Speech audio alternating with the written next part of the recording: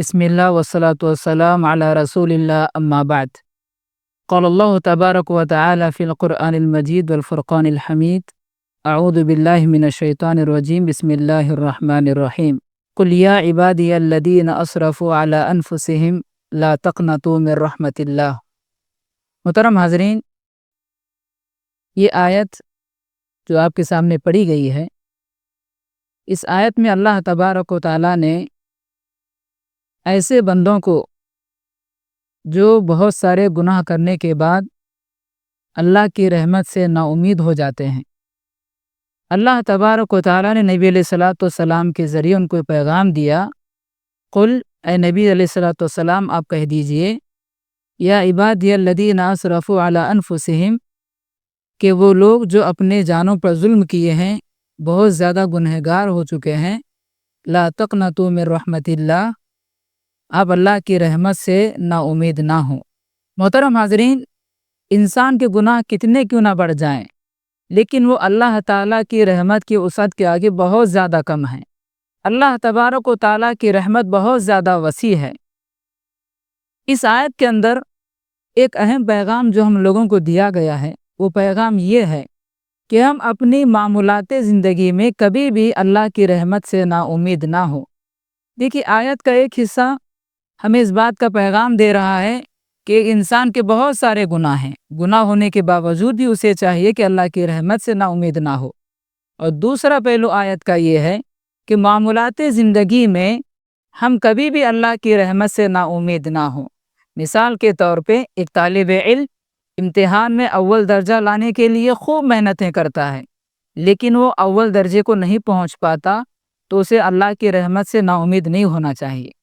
والدین اولاد کی تربیت کرتے ہیں تاکہ اس کی اولاد نیک و صالح بن جائے، لیکن اس تربیت کا نتیجہ انہیں اتنا اچھا نہیں ملتا جتنا ملنا چاہیے، تو یہاں پر والدین اللہ کی رحمت سے نا امید نہ ہوں۔ اسی طرح تاجر اپنی تجارت میں خوب محنت کرتا ہے تاکہ اسے خوب منافع حاصل ہو، لیکن اسے منافع حاصل نہیں ہوتا، تو یہاں پر تاجر کو چاہیے کہ اللہ کی رحمت سے امید لگائے، اللہ کی رحمت سے نا امید نہ ہو۔ محترم بھائیوں، ہم اپنے معاملات زندگی میں اللہ کی رحمت سے نا امید ہو جاتے ہیں۔ یہ نا امیدی اللہ تبارک و تعالیٰ کی شان میں بہت بڑی گستاخی ہے، اسی لیے انسان کو چاہیے کہ وہ اللہ تعالیٰ کی رحمت سے کبھی نا امید نہ ہو، کیونکہ ہمارے جو معاملات ہیں یہ اللہ تعالیٰ کی رحمت کے سامنے بہت چھوٹے ہیں۔ اللہ کی رحمت بہت زیادہ وسیع و عریض ہے۔ اور انسان کا معاملہ بڑا عجیب ہے کہ جب انسان کو راحت ملتی ہے، خوشی ملتی ہے، تو وہ اللہ تعالیٰ کو بھول جاتا ہے، اللہ تعالیٰ سے منہ موڑ لیتا ہے۔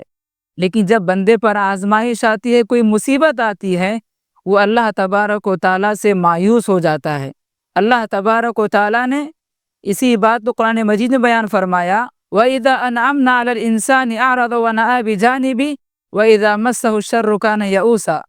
جب ہم انسان پر نعمتوں کو نازل کرتے ہیں، اس کو نعمتوں سے نوازتے ہیں، تو وہ اپنے معاملاتی زندگی میں اللہ تعالیٰ کو بھول جاتا ہے، اور جب کوئی پریشانی اس کو پہنچ جاتی ہے تو اللہ کی رحمت سے نا امید ہو جاتا ہے، مایوس ہونا شروع ہو جاتا ہے۔ تو جب کوئی پریشانی اس کو پہنچتی ہے، وَإِذَا مَسَّهُ الشَّرُّ كَانَ يَئُوسًا، تو وہ پریشانی کی وجہ سے اللہ تعالیٰ سے نا امیدی کا اظہار کرتا ہے، اللہ سے مایوس ہو جاتا ہے۔ تو دیکھیے محترم حاضرین، آیت کی روشنی میں بات ہمیں پتہ چلتی ہے کہ انسان کا معاملہ بڑا عجیب ہے کہ جب اسے خوشی ملتی ہے تو اللہ تعالیٰ کو بھول جاتا ہے، اور جب کوئی پریشانی آتی ہے تو اللہ سے مایوس ہو جاتا ہے۔ ان دونوں معاملات میں اسلام نے ہمیں اس بات کی تعلیم دی ہے کہ اگر ہمیں نعمتیں ملتی ہیں تو اللہ تعالیٰ کا شکر ادا کرتے ہوئے اللہ کی خوب عبادت کرنی چاہیے، اور جب کوئی مصیبت ہمیں پہنچتی ہے، کوئی آفت ہمیں پہنچتی ہے، کوئی مشکل ہمیں پہنچتی ہے، تو ہم لوگوں کو اللہ تبارک و تعالیٰ سے مدد طلب کرنا چاہیے۔ لیکن ہماری زندگی کے اندر یہ چیز دیکھنے کو ملتی ہے کہ ہم دونوں معاملات میں اللہ تعالیٰ کو بھول جاتے ہیں، جو کہ یہ ہمارے لیے نقصان کا ذریعہ ہو سکتا ہے۔ محترم حاضرین، اللہ تعالیٰ کی رحمت سے مایوس ہونا مسلمانوں کی عادت نہیں ہوتی، کیونکہ مسلمان اللہ تبارک و تعالیٰ کے متعلق معرفت حاصل کرتا ہے، اللہ تعالیٰ کو جانتا ہے کہ یہ جو مصیبتیں ہم پر آئی ہیں یہ اللہ کی طرف سے ہی آتی ہیں، اور اللہ ہی ان مصیبتوں کو ٹالنے والا ہے۔ ایک بات ہمیں یہ بھی معلوم ہونی چاہیے کہ اسلام ہمیں کیا تعلیم دیتا ہے۔ اسلام ہمیں تعلیم دیتا ہے کہ غلطی ہماری ہوگی، لیکن اس غلطی کو دور کرنے کا اختیار اللہ تبارک و تعالیٰ کے پاس ہے۔ اس لیے ہم لوگوں کو چاہیے کہ ہم اللہ تعالیٰ کی رحمت سے کبھی بھی نا امید نہ ہو۔ ہمیشہ اللہ تعالیٰ سے اس بات کی امید لگائے رکھنا چاہیے کہ ہمارے سارے کے سارے معاملات اللہ کی رحمت کے سامنے بہت زیادہ چھوٹے ہیں، اللہ کی رحمت بہت زیادہ وسیع ہے۔ محترم حاضرین، ہمیں یہ بات یاد ہونی چاہیے، اللہ تبارک و تعالیٰ کی رحمت کے 99 حصے ہیں۔ ایک حصہ اللہ تبارک و تعالیٰ نے دنیا میں نازل فرمایا۔ ہم اس رحمت کو والدہ کی شکل میں انسانوں کے پاس دیکھتے ہیں کہ ایک ماں اپنے چھوٹے سے بچے کی پرورش کس انداز میں کرتی ہے۔ اللہ کی رحمت کا ایک حصہ ہم جانوروں کے درمیان میں بھی دیکھتے ہیں۔ ایک جانور اپنے بچے کی پرورش کتنے بہترین انداز میں کرتی ہے، شفقت بھرے انداز میں کرتی ہے۔ تو بات ہمیں کیا سمجھ میں آتی ہے کہ اللہ تبارک و تعالیٰ کی رحمت کے 99 حصے ہیں، ایک حصہ دنیا میں صرف بھیجا گیا ہے۔ تو اللہ تعالیٰ کی رحمت کی وسعت کا ہم اندازہ لگا سکتے ہیں کہ اللہ کی رحمت کتنی زیادہ وسیع و عریض ہے۔ لہذا محترم بھائیوں، ہم لوگوں کو چاہیے کہ ہم اللہ کی رحمت سے کبھی بھی نا امید نہ ہو۔ اپنی زندگی میں ہمیشہ اپنے معاملات کو اللہ کی طرف لوٹانے کی کوشش کریں۔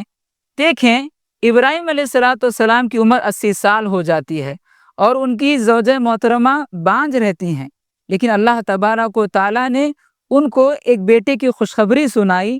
تو اس واقعے سے یہ بھی بات سامنے آتی ہے کہ زندگی کے کسی بھی معاملے میں، چاہے اولاد کے نہ ہونے کا معاملہ ہو، رزق کی تنگی کا معاملہ ہو، یا زندگی کا کوئی بھی معاملہ کیوں نہ ہو، ہم اپنے معاملات کو اللہ کی طرف لوٹائیں اور اللہ تعالیٰ سے کبھی بھی نا امید نہ ہو، اور ہمیشہ اللہ تبارک و تعالیٰ کی رحمت سے امید لگائے رکھنا، یہ میرا اور آپ کا ایمانی فریضہ ہے۔